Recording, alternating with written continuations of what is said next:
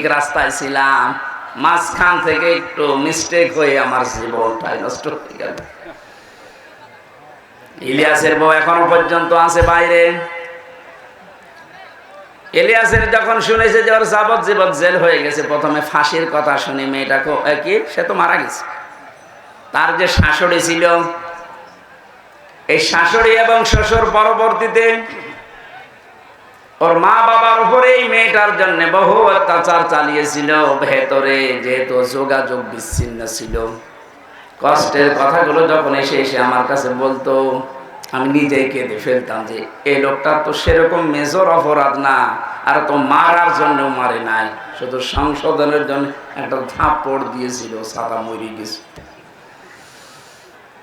স্ত্রীর যদি মনটা উদার হতো, মন যদি বড় হতো, নবীজির হাদিস যদি এই মেয়েটা মানতো, বিশ্ব নবী জানিয়েছেন পৃথিবীর মেয়েরা তোমরা যদি মনে করো যে আমার স্বামীর হায়াত বেড়ে যাক, আরো বেশি দিন বেঁচে থাক, আমার স্বামীর সম্পদ সম্মান আরো বেড়ে যাক, তাহলে স্বামীকে মাঝে মাঝে বলবা তার রক্তের সম্পর্ক যেগুলো এগুলো যেন অটুট রাখে, ঠিক রাখে।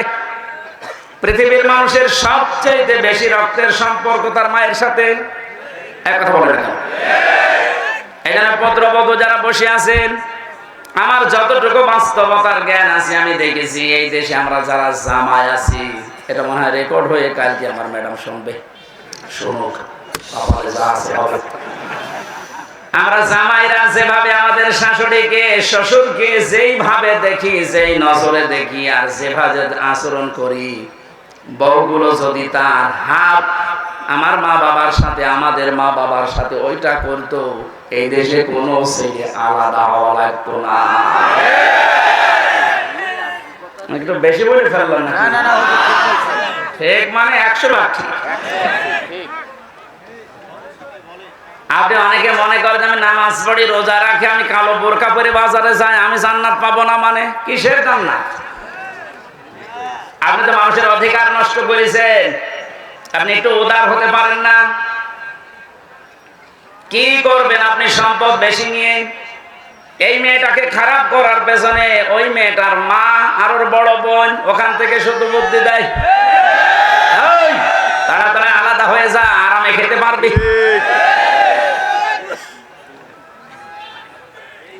এখানে তাকবীর দেন তো, সব বড় হয়ে যাচ্ছে তাকবীর। যেহেতু পয়েন্টটা এসেছিল, মা বোনেরা হাতে পায়ে ধরে বলছে আপনাদেরকে, বাঁচতে যদি চান 4টা যে ফরজ কাজ আছে তার ভেতরে কিন্তু স্বামীর সেবা, স্বামীর মন জয় করা আপনি পারছেন না। শয়তানের ধোঁকায় হোক, শয়তান তো বসে নেই, আপনাদেরকে জাহান্নামে দিতে চায়। এই জন্য স্বামীর গুরুত্ব আপনার মন থেকে তুলে দিয়েছে। অথচ নবীজি জানিয়েছেন, আমি যদি এই পৃথিবীতে আল্লাহ বাদে কাউকে সেজদা করার অনুমতি দিতাম, মেয়েদের কানে কানে বলতাম স্বামীর পায়ে সেজদা করো। কত দামি জিনিস, আর তাকে ধরে ধরে আপনি অপমান করেন, মারেন। আমি তাফসীর থেকে একটা পয়েন্ট লিখেছি, ইহুদিদের মেয়েদের ভেতরে স্বভাবগুলো আছে। আল্লাহর নবী জানিয়েছেন এই পৃথিবীর ময়দানে দাজ্জাল তার মিশন চালু করার জন্য 7টি কাজ করে যাচ্ছে, কিয়ামত পর্যন্ত এটা করবে। মেয়েরা যারা এসেছেন আপনারা যেন সাবধান হয়ে যান, এই জন্য বলছি দাজ্জালের মিশন হচ্ছে 7টি। আর ইহুদিদের মেয়েদের যে গুণগুলো আছে এগুলো আমাদের ভেতরে প্রবেশ করাতে চাই। মহিলা প্যান্ডেলে যারা আছে, 2 নম্বরে মান্নানা, যে মহিলা খালি খোঁটা দেয়, বাবার বাড়ির কথা তুলে মাঝে মাঝে স্বামীর মনে কষ্ট দেয়, খোঁটা দেয়, তুমি আমার চেনো, আমি চেয়ারম্যানের মেয়ে, আমার ভাই একটা মাস্তান। 3 নম্বরে হান্নানা, যে স্বামীর খেদমত করা দরকার এটা করে না, আর উল্টা খেদমত নেয়। যদি বলেন একটু আমি যে 8 ঘন্টা ডিউটি করে আসলাম, একটু পানি দাও, তুমি ডিউটি করেছ আমি কি বসেছিলাম? পানি নিজে ঢেলে খাওয়ার, আমার একটু ঢেলে দাও। 4 নম্বরে বেশি কান্নানা, অহংকারী, হয়তো সম্পদের, রূপের অথবা বংশের, সব সময় যারা অহংকার করে চলে শয়তানের টার্গেটে পরিণত হয়েছে। 5 নম্বরে বেশি হাদ্দাকা, স্বামীর পছন্দের যারা গুরুত্ব দেয় না। নবীজি জানিয়েছেন বাজার থেকে যদি স্বামী কিছু নিয়ে আসে, পছন্দ যদি নাও হয়, সামনাসামনি কোনো কথা বলবা না। অথচ আপনি আপনার টার্গেট মতো, সমর্থ মতো এত কষ্ট করে একটা শাড়ি নিয়ে আসবেন, জীবন ওর মনই পাবেন না। এরকম বউ আছে? কার হাত তোলেন তো। একজন। হ্যাঁ? 6 নম্বরে বেশি সাদাকা, যারা হারামের প্রতি উৎসাহ দেয় স্বামীকে, খালি মাঝে মাঝে অন্যের তুলনা তুলে ধরে যে কি করো, পাশের বাড়ি দেখো না, ওর বেতন তো তোমার চাইতে কম। এই যে হারামের প্রতি আপনি উৎসাহ দিচ্ছেন, লোক নবীর স্ত্রীর সাথে আপনাকে জাহান্নামে থাকা লাগবে। কথা বুঝতেছে? নিজের চরিত্র ভালো, তাতে কি হয়েছে? আপনি যদি হারাম কাজের প্রতি উৎসাহ দেন, কাউকে সাহায্য করেন, কিয়ামতে আপনি লোক নবীর স্ত্রীর সাথে জাহান্নামে থাকা লাগবে। এটা তো আমি বানালাম নাকি? সূরা আরাফ 8 নাম্বার পারার 20 নাম্বার পৃষ্ঠা 3 নাম্বার লাইনের 83 নাম্বার আয়াত তাফসীর থেকে বলছে, আল্লাহ রাব্বুল আলামিন দুইজন ফেরেশতাকে পাঠালেন। দুইজন ফেরেশতা এসে লোক নবীর কাছে এসে বলে, আল্লাহর নবী, আপনার উম্মতদেরকে নিয়ে আপনি এখান থেকে চলে যান, আমরা মাগরিবের সময় আল্লাহর গজব এখানে নাযিল করব। কিন্তু সাবধান, ফাআনজাইনাহু ওয়া আহলাহু ইল্লা ইমরাতাহু কানাত মিনাল গাবিরিন। আপনার স্ত্রীকে আপনি নিতে পারবেন না, যারা আছে বাকি সবাইকে নিয়ে যান। আপনাকে যারা স্বীকার করেছে আপনার উম্মত, নিয়ে যান, স্ত্রীকে নেবেন না। প্রশ্ন আসতে পারে, লোক নবীর স্ত্রীর চরিত্র খারাপ ছিল? না না, পৃথিবীর কোন নবীর স্ত্রীর চরিত্র খারাপ ছিল না, কারণ হারাম রক্তের ভেতরে আল্লাহ নবীদের রক্ত ঢোকান নাই। এজন্য নবীদের স্ত্রীর চরিত্র ভালো ছিল। কিন্তু এই মহিলা চরিত্রহীনাও ছিল না, চরিত্র খারাপও ছিল না, কিন্তু তলে তলে চরিত্রহীন মানুষদেরকে সাপোর্ট করত। ওই জামানায় একটা গণা ছিল, পুরুষে পুরুষে জেনা, মহিলা মহিলায় জেনা করত, ওইটাও সাপোর্ট করতো, নিজে করতো না, শুধু সাপোর্ট করতো। একটু চিন্তা করেন তো, এত বড় একটা জলিলুল কদর নবী লূত আলাইহিস সালাম, তিনি ইব্রাহিম নবীর ভাগ্নে, এত বড় নবীর ভাগিনা, নিজে নবী, তার স্ত্রী নবীর স্ত্রী হওয়ার পরেও নিজের চরিত্র খারাপ না, চরিত্রহীনাও ছিল না, শুধু হারাম কাজ যারা করে তাদেরকে সহযোগিতা করতো, সাপোর্ট করতো, ভালোবাসতো যে ঠিক আছে। এইটা করার কারণে আল্লাহ তাকে বললেন, ছেড়ে দাও, ওকে আমি জাহান্নামের, ওকে গজব নাযিল করে ধ্বংস করে জাহান্নামে দেব। রাজবাড়ী ফরিদপুরবাসী অনেকেই মনে করছে আমার নিজের চরিত্র তো ভালো, আমি কোনো অন্যায় কাজে যাই না, কিন্তু এমন মানুষকে সাপোর্ট করে যার চরিত্র ভালো না। এ দেশের কথা বলছি না, এক কথা বলছেন না। মা বোন যারা এসেছেন, হযরতে ফাতেমাতুজ জোহরাকে আল্লাহ যে দুইটা কারণে জান্নাতের নেত্রী বানিয়েছেন মেয়েদের, তার 1 নম্বরে কোনদিন তিনি স্বামীকে হারাম কাজে উদ্বুদ্ধ করেননি। না খেয়ে থেকেছেন 3 দিন পর পর, আপনি সহ্য করতে পারবেন? 3টা দিন মানে 72 ঘন্টা না খেয়েছিলেন নবীর মেয়ে, তারপরও স্বামীকে দিয়ে কোনো হারাম কাজ করতে উদ্বুদ্ধ করেননি। আর আপনার কোনো অভাব নেই, এরপরও স্বামীকে দিয়ে বাম হাতের ইনকাম করান। আজকে একটা এসপির স্ত্রী তার স্বামীর বিরুদ্ধে নিচে মামলা দিচ্ছে। সম্মানিত মা বোনেরা, আমাদের হুঁশ হবে একদিন, যেদিন আজরাইল আসবে, ওই সময় হুঁশ হয়ে আর লাভ হবে না। এখনই হুঁশ ফেরা দরকার। 7 নম্বরে বেশি বাররাক, এটা না বলাই ভালো। বলে আমি মায়ের খাই। বাররাকা মানে এমন স্ত্রী যে স্বামীর গায়ে হাত তোলে।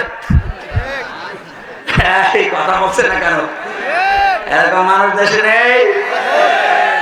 বহু পালোয়ান বাইরে বীর, ভেতরে যে ক্ষীর হয়ে যায়। এটা দাজ্জালের যে 7টা মিশন নারীদেরকে নিয়ে এখানে যারা এসেছে, এই মেয়েরা যেন এই মিশনে খপ্পরে না পড়ে, বলেন আমিন। এত বড় কঠিন মুহূর্তে হযরতে আসিয়া তার স্বামীর জন্য বরদোয়া দেননি। হ্যাঁ, তিনি বলেছিলেন, আল্লাহ তুমি আমাকে বাঁচাও, নাজ্জিনি মিন ফিরআউনা ওয়া আমালিহি ওয়া নাজ্জিনি, একালে করে টান আছে, তুমি আমার স্বামীর অত্যাচার এবং যাদেরকে দিয়ে অত্যাচার করাচ্ছে এই জালেমদের কবল থেকে তুমি আমাকে বাঁচাও, কিন্তু আমার স্বামীর উপরে তুমি গজব দিও না। এত বড় কঠিন মুহূর্তেও যদি বরদোয়া না দিতে পারে, আপনার কি হয়েছে? একটা সাবান কম হলে আপনি ফোঁটা দেন, বরদোয়া দেন, উল্টা পাল্টা কথা বলেন। পরীক্ষিতা নারী হওয়ার জন্য 28টা গুণ মেয়েদের অর্জন করা লাগে। সূরা নিসার ভেতরে ধারাবাহিক ভাবে আল্লাহ দিয়েছেন। ইবনে কাসির তাফসীরটা মেয়েদেরকে পড়াবেন। আমার আজকের আলোচনার বিষয় ওইটা না, শুধু নামকরণটা বললাম। সূরা মুমতাহিনা শব্দের শাব্দিক অর্থ পরীক্ষিতা নারী। কি নারী? পরীক্ষিতা নারী। যে সমস্ত মেয়েরা পরীক্ষা দিয়ে পাশ করেছে তাদের ভেতরে 6টা গুণ আপনি হে নবী দেখতে পাবেন। এরা যখন আপনার কাছে বায়াত নেবে বলে আসবে, তাদেরকে আপনি বলবেন, মেয়েরা এসেছিল নবীজির কাছে, এসে বলে, হে রাসূল আমরা আপনার সাথে হাত মিলাতে চাই।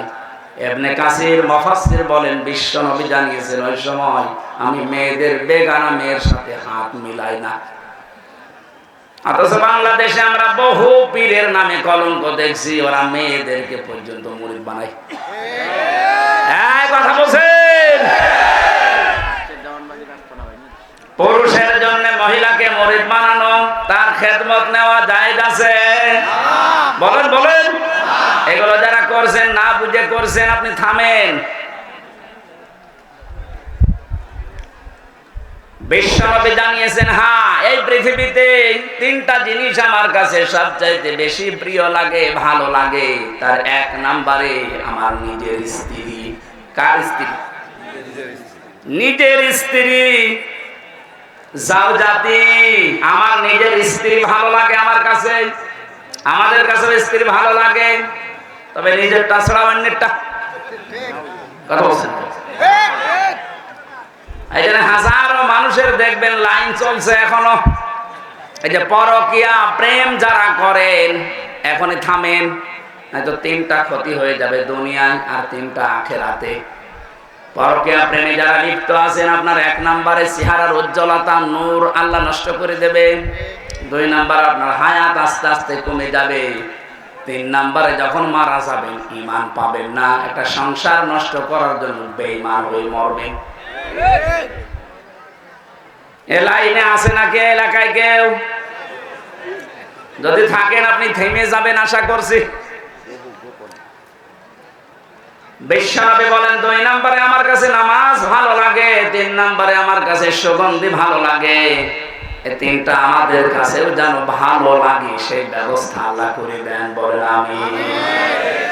নবীজিকে আল্লাহ ঘোষণা দিলেন, ইয়া আইয়ুহান নাবিয়্যু, হে নবী, ইযা জাকাল মুমিনাতু, মুমিন নারীরা যখন আপনার কাছে আসবে, ইউবাইনাকা, আমরা বায়াত নিতে চাই, পর্দার আড়াল থেকে আপনি তাদেরকে বায়াত দেবেন 6টা বিষয়ে।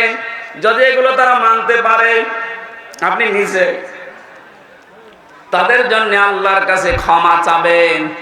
যেহেতু আল্লাহ শিখিয়ে দিচ্ছেন, তার মানে 6টা কাজ করতে পারলে আল্লাহ নিজে আমাদেরকে মাফ করবে।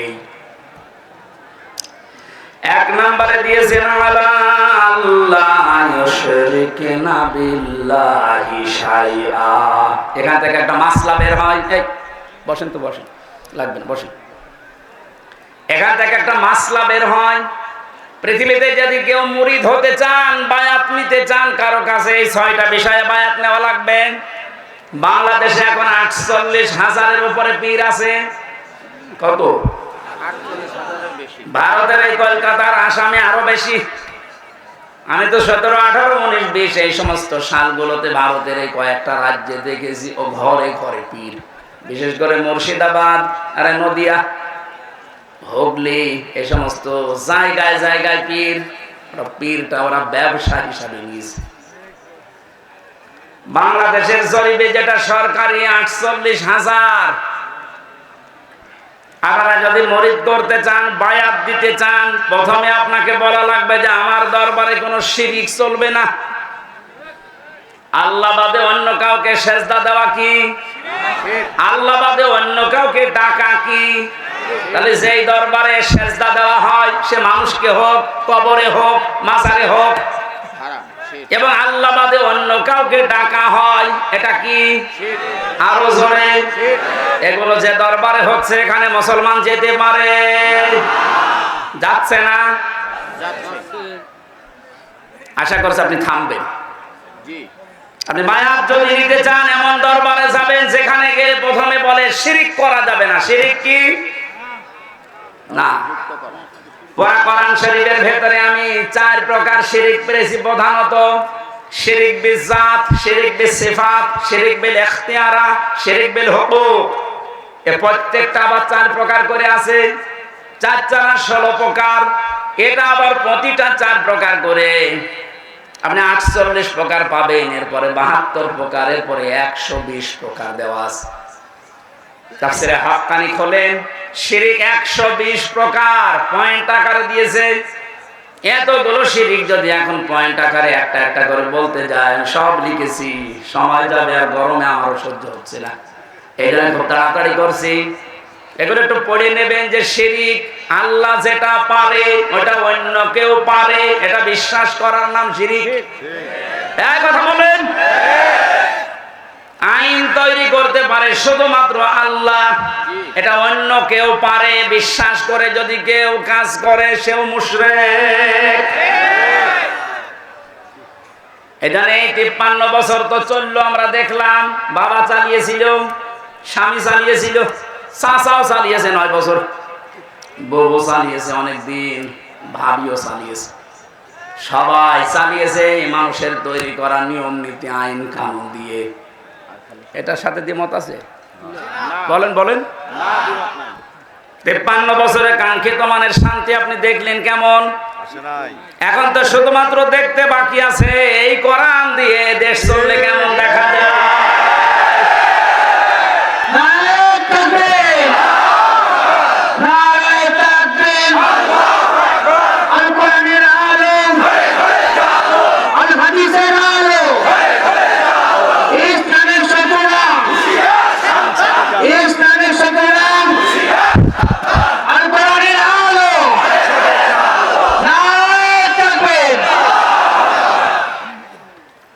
আরে ভাই, আমরা তো দেখলাম যে 53 বছরে কি পারে কি পারে না, কেমন চলে। যেহেতু এটা বাকি আছে দেখতে, এটা একটু দেখা যায় না। দেখে তো আল্লাহর কোরআনের 500 আইন দিয়ে ইউনিয়ন থেকে শুরু করে সংসদ ভবন পর্যন্ত যদি চলে কেমন দেখা যায়। আল্লাহ জানিয়েছেন ওটা আমি মিনি জান্নাত বানিয়ে দেবো। এটা যেহেতু চর্মচোখে আমরা দেখে মরতে পারি, বলেন আমিন। খুব আশা আমার, খুব আকাঙ্ক্ষা লাগে আল্লাহ কোরআন দিয়ে দেশ চললে কেমন দেখা যায় পৃথিবীতে আমরা দেখিনি। সৌদি আরবে দেখেছি কিন্তু 100 ভাগ না 70 ভাগ। তাই যে শান্তি পাওয়া যায় মাঝে মাঝে ওখানে, ওটা যদি 100 ভাগ হতো, 30 ভাগ বাকি আছে এখনো।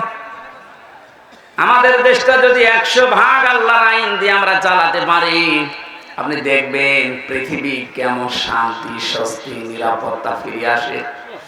আজ মেয়েদেরকে অনেকে জুজুর ভয় দেখাচ্ছে, ইসলাম যদি যায় তোমাদেরকে ঘরবন্দি করে ফেলবে। এতদিন তো জালেমরা এটা বোঝাতো, এখন অনেক মুনাফিকরা এটা বোঝানো আরম্ভ করেছে।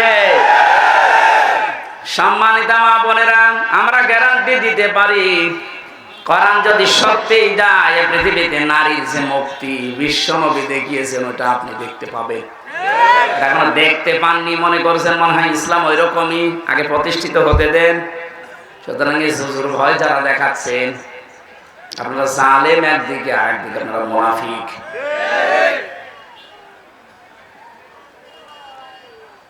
শিরিক যদি আমরা এখন শিরিক বিল জাত, শিরিক বিল সিফাত, শিরিক বিল ইখতিয়ারা, শিরিক বিল হুকুক এভাবে পয়েন্ট আকারে একটা একটা করে শুরু করি, আল্লাহ যেটা পারে ওইটা অন্য কেউ পারে বিশ্বাস করার নাম শিরিক। আল্লাহ পারে আইন দিতে, অন্য কেউ পারে না। এই কাজে যারা ইনভলভ আছেন, এই কাজের সাথে যারা জড়িত আছেন, এই কাজে যারা সাহায্য সহযোগিতা করছেন, সাপোর্ট করেন, আপনি যে দল করতে পারেন আপনি মুশরিক। আপনার বায়াত হয়নি, কিসের বায়াত নিচ্ছেন আপনি? 2 নম্বরে আল্লাহ বলেন ওয়ালা ইয়াসরিকনা, হে নবী ওদেরকে বলেন যেন তারা জীবনে চুরি না করে। কি না করে? চুরি নেই দেশে? বেগম পাড়া এমনি তৈরি হয় বাবার টাকা দিয়ে, বেগম পাড়া বানাচ্ছেন, সব চুরি করা টাকা।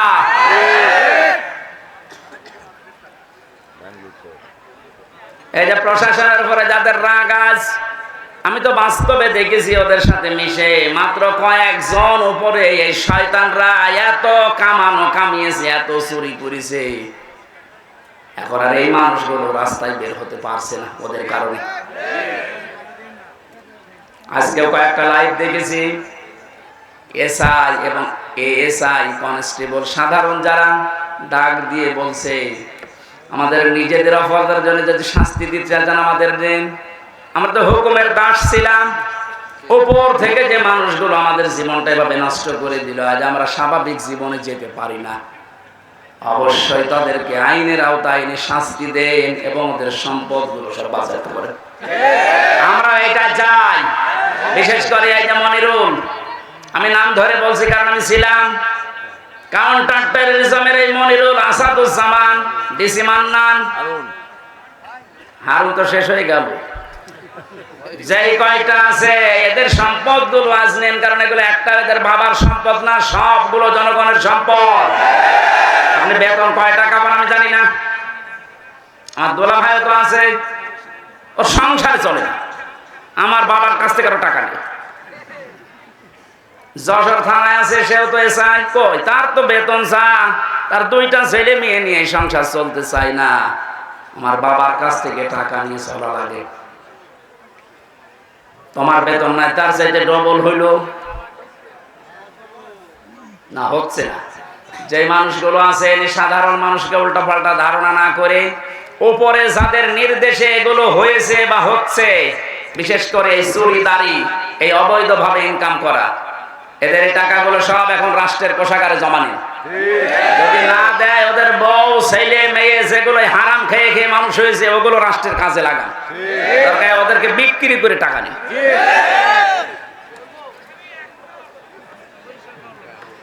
চুরির এইটা যদি আমরা শপথ নিতে পারতাম যে চুরি করব না, চুরি বন্ধ করব, এই দেশটা কিন্তু দাঁড়িয়েছে। তো এক দরবেশই যদি এত টাকা চুরি করে থাকে, বাকি যারা দরবেশের ভান ধরিস তাদের অবস্থা কি?